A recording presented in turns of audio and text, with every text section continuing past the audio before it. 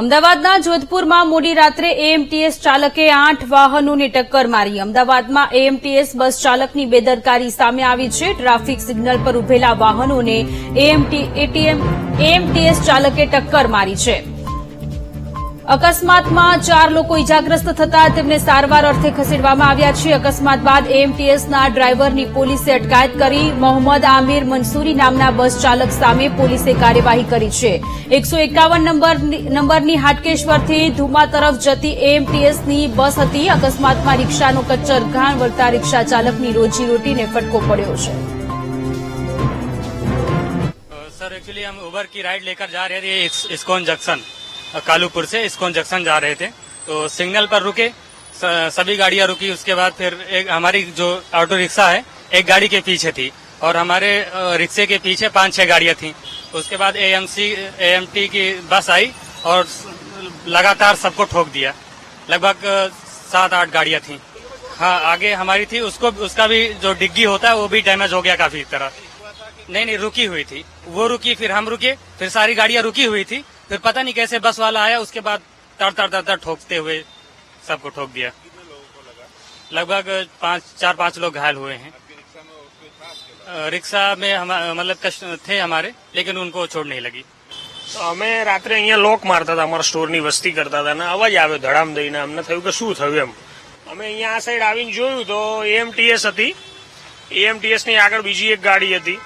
એ ગાડીની આગળ એક રિક્ષા, એની આગળ એક ગાડી ને એની આગળ એક ગાડી, લગભગ 3-4 ગાડી, એક રિક્ષા અને પાછળ એએમટીએસ એમને ટક્કર મારી હતી એવું જોવામાં આવ્યું। અને ગાડીઓ આખી બેન્ડ થઈ ગઈ હતી। અંદરથી જે લોકો હતા એમને થોડી ઘણી જાનહાની થઈ હશે, કોઈને સદનસીબે શું કોઈનો જીવ નથી ગયો, પણ એ લોકોને બહાર કાઢ્યા મહા મહેનતે કે ભાઈ માંડ કરીને બહાર કાઢ્યા એમને। પછી 108 આવી અને એ રીતનું થયું। પણ બહુ અહીંયા રાત્રે મતલબ ખોટો બનાવ બની ગયો એમ। આમાં ભૂલ કોની હતી એ સમજાણું નહીં, પણ એએમટીએસ દ્વારા ટક્કર મારવામાં આવી હોય ને એ બધાએ બ્રેક મારીને ભેગું થઈ ગયું એવું ક્યાંક જોવામાં આવ્યું હતું। અમદાવાદના જોધપુરમાં મોડી રાત્રે એએમટીએસ ચાલકે 8 વાહનોને ટક્કર મારી। અમદાવાદમાં એએમટીએસ બસ ચાલકની બેદરકારી સામે આવી। ટ્રાફિક સિગ્નલ પર ઉભેલા વાહનોને એએમટીએસ ચાલકે ટક્કર મારી છે। દર્શલ આપણી સાથે લાઈવ જોડાયેલા છે। દર્શલ, અમદાવાદના જોધપુરમાં મોડી રાત્રે એએમટીએસ બસ ચાલકની બેદરકારી સામે આવી। 8 જેટલા વાહનોને ટક્કર મારી છે। એએમટીએસ ચાલક અત્યારે ફરાર છે કે પોલીસના સકંજામાં છે? કેવા પ્રકારની કાર્યવાહી કરવામાં આવી? સોનલ, જે પ્રકારે રવિવારે રાત્રે અકસ્માત સર્જાયો જોધપુર 4 રસ્તા પાસે કે જે ઘટનાની અંદર એએમટીએસ બસે લગભગ 8 જેટલા વાહનોને ટક્કર મારી હોવાની માહિતી મળી રહી છે। આ ઘટનાની અંદર જે અકસ્માત સર્જાયો તરત જ બસ ચાલક જે છે તેને પકડી લેવાયો, તેની અટકાયત કરવામાં આવી, જેનું નામ મોહમ્મદ આમિર મંસૂરી જે છે તે સામે આવ્યું છે, જેને પોલીસે અટકાયત કરીને હાલ જામીન ઉપર મુક્ત કર્યા છે। આ ઘટનાની અંદર વાહનોનો એટલો કચરખાનો વળ્યો છે કે તેના ઉપરથી અંદાજો લગાવી શકાય કે બસની સ્પીડ કેટલી હશે। તેની જો બ્રેક ફેલ થઈ હોય તો મેન્ટેનન્સને લઈને સવાલ છે, અને જો બ્રેક ફેલ ન થઈ હોય તો પછી બસ ચાલકની બેદરકારી એટલા માટે કારણ કે તેની સ્પીડ એટલી વધારે છે કે જેના કારણે 8 વાહનોને ટક્કર વાગી। આપણી સાથે એએમટીએસના ચેરમેન જોડાયા છે, તેમની સાથે વાત કરીશું। આખરે આ ઘટનાનું મુખ્ય કારણ શું છે, તેમની પાસે શું માહિતી છે? જન્મજી, આ ઘટના બસ બ્રેક ફેલ થવાની વાત છે, બેદરકારીની વાત છે, હકીકત માહિતી તમારી પાસે શું છે, તપાસ શું? કાલે રાત્રે જે એક્સિડન્ટ થયો છે એના અંદર જે 5-6 જેવા જે બસ વ્હીકલોને બસે ટક્કર મારી, એ પછી તરત જ ડ્રાઈવરને પોલીસે ગિરફતાર કર્યો હતો। એને પોલીસે લઈ ગયા। એનો ત્યાં એવો જવાબ હતો કે મારાથી ગાડીની બ્રેક ફેલ થઈ છે। એફએસએલ ને ગાડી સુપ્રત કરી છે, એટલે એફએસએલ નો રિપોર્ટ આવશે, એના પરથી નક્કી થશે કે ગાડીની બ્રેક ફેલ થઈ હતી કાં તો ડ્રાઈવરની બેદરકારી હતી। તમને પ્રાથમિક દ્રષ્ટિએ શું લાગે છે કે બ્રેક ફેલ થાય તો 1-2 વાહનોને ટક્કર મારે, ના કે 8-1 વાહનોને? એમાં પણ આખા રિક્ષાનો કચ્ચરઘાણ વળી જાય। આ એક સવાલ તો ઉભા કરે છે અહીંયા।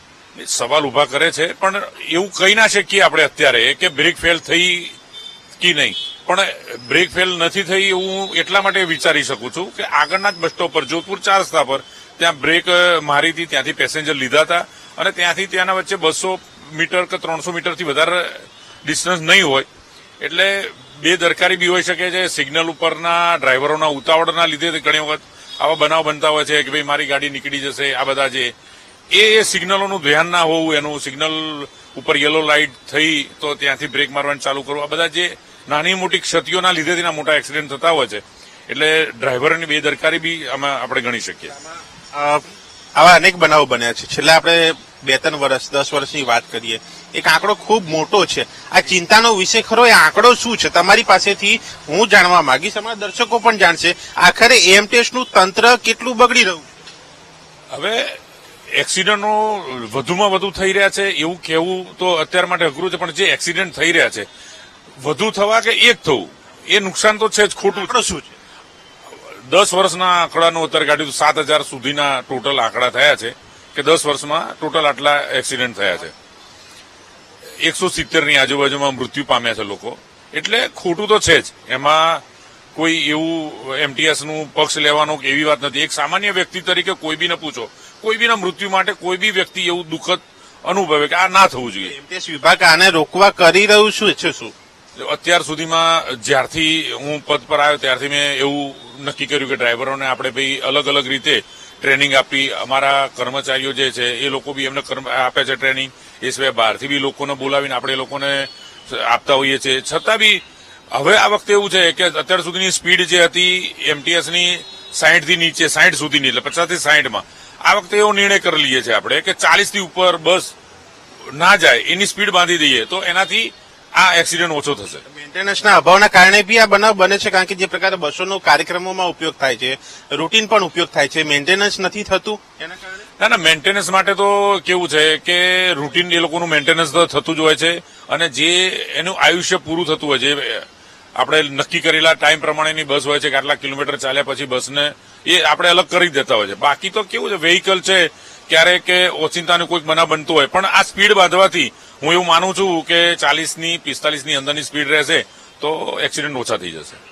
એટલે સોનલ, જે પ્રકારની એમટીએસ ચેરમેને વાત કરી આ ઘટનાની અંદર, અને આ ઘટના ન બને તેના માટે તેઓએ સૌથી મોટી માહિતી અહીં આપી છે કે બસની સ્પીડ તે ઘટાડવામાં આવશે. અત્યાર સુધી જે 60 નો કદાચ આંકડો હશે સ્પીડનો, તે 40 થી 45 નો કરવામાં આવશે. આ મોટા સમાચાર છે, પણ સામે એ પણ જોવું જરૂરી છે કે બસનું મેન્ટેનન્સ થાય. ડ્રાઈવરોને તાલીમ પણ અપાઈ હતી થોડાક સમય પહેલા કે બસ યોગ્ય રીતે ચલાવવી, જો કે ખામી હોય તો જાણ કરવી. છતાં પણ જો આ પ્રકારના બનાવ બને તાલીમ આપવા છતાં, ત્યારે સવાલ એ છે કે આખરે તંત્ર બેદરકાર છે કે પછી ડ્રાઈવરો જાણી જોઈને પોતાની રીતે અહીંયા બેદરકારી કરી રહ્યા છે, ભૂલ કરી રહ્યા છે, તેના કારણે અકસ્માત સર્જાય છે. અને આ અકસ્માત ન બને તેના માટે હવે તંત્ર શું કરશે? માત્ર સ્પીડ ઘટાડીને અહીંયા જો સાંત્વના માનવામાં આવે તો કદાચ તે અહીંયા શક્ય નથી કે અકસ્માત રોકી શકે, પરંતુ તેના માટે અન્ય બાબતો પર પણ ધ્યાન આપવું જરૂરી છે, જે અહીંયા એમટીએસ વિભાગે ધ્યાન રાખવું પડશે. પરંતુ હાલ આ જે ઘટના બની છે, 8 વાહનોને ટક્કર મારી છે એમટીએસ બસે, જેનો ડ્રાઈવરને